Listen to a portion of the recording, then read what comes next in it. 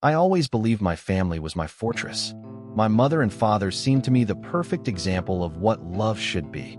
Support, respect, jokes over dinner, hugs before parting, even if you were just going to the store.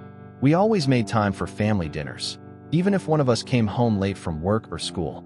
On Sundays, we had a traditional breakfast, pancakes or cottage cheese fritters my mother would prepare early in the morning, while my father brewed strong coffee, its aroma filling the entire apartment. Our photo albums were full of pictures from trips to the sea, hikes in the mountains, and holiday evenings. Sometimes I would look through them and think, if every child had a family like this, the world would be a better place. I grew up certain that we had no secrets and that I could trust these people more than I trusted myself. Everything changed that evening. It was around 9 o'clock when I came home earlier than planned. The building was quiet. Even the neighbor's dog, which usually barked at everyone, was silent. Climbing the stairs, I was already imagining how I would quietly come in so as not to disturb anyone. But the light in the kitchen was on, and I could hear muffled voices coming from there.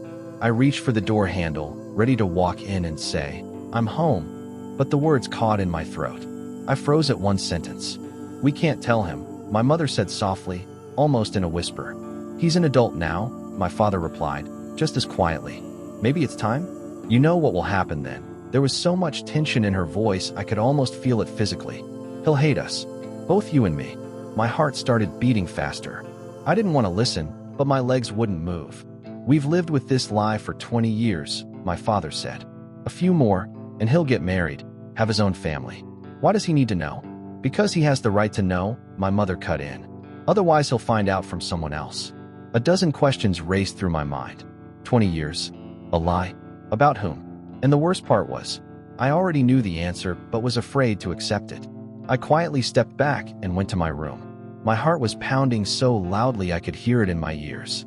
Lying in the dark, I tried to recall anything unusual. I remembered one of my mother's acquaintances once saying, "You don't look anything like your dad." I had laughed then, or the time in school when a classmate joked, "You're definitely adopted." I had taken offense, but now that joke painfully replayed in my mind. The next day, I moved through life as if in a fog. Their faces looked foreign, every phrase seemed fake. I began noticing small things I had ignored before. How my father would look away when I mentioned childhood memories. How my mother would change the subject if anyone asked about my early years. That evening we sat down to dinner.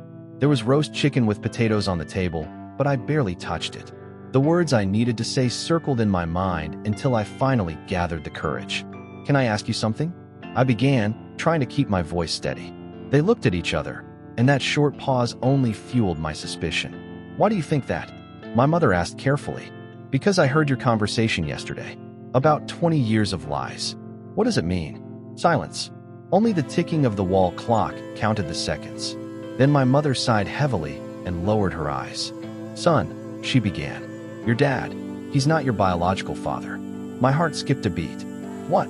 "I was young," she said, her voice trembling. "Your father and I were going through a rough patch. I met someone else. It was brief. When I found out I was pregnant, your dad and I had already reconciled. He decided we would keep our family together."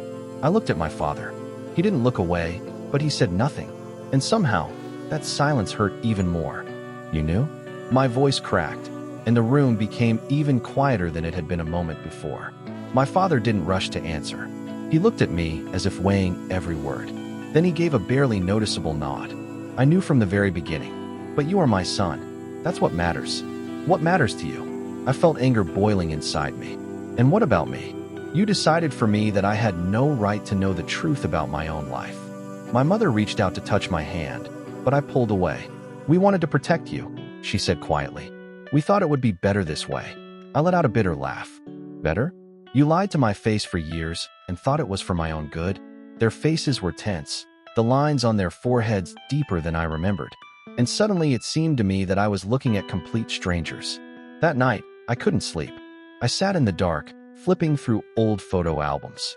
In the pictures, us at the seaside, at the country house, in the mountains.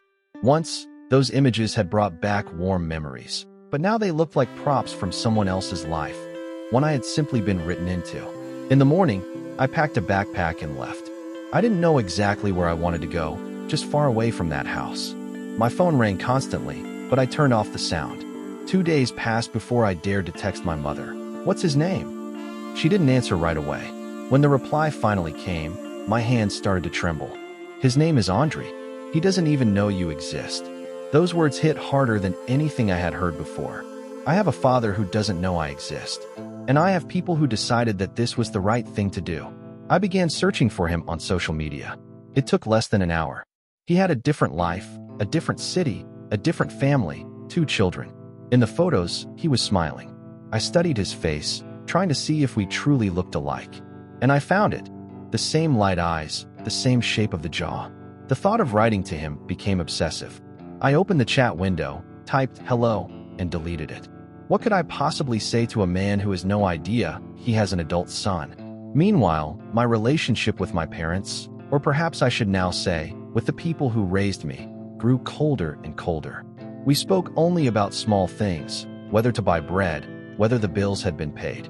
All the depth, all the meaningful parts were gone. One evening, my mother texted me, "We love you, no matter what." I stared at the screen for a long time, but didn't reply. Love doesn't erase a lie that has lasted my entire life. A month went by. I still hadn't found the courage to write to Andre.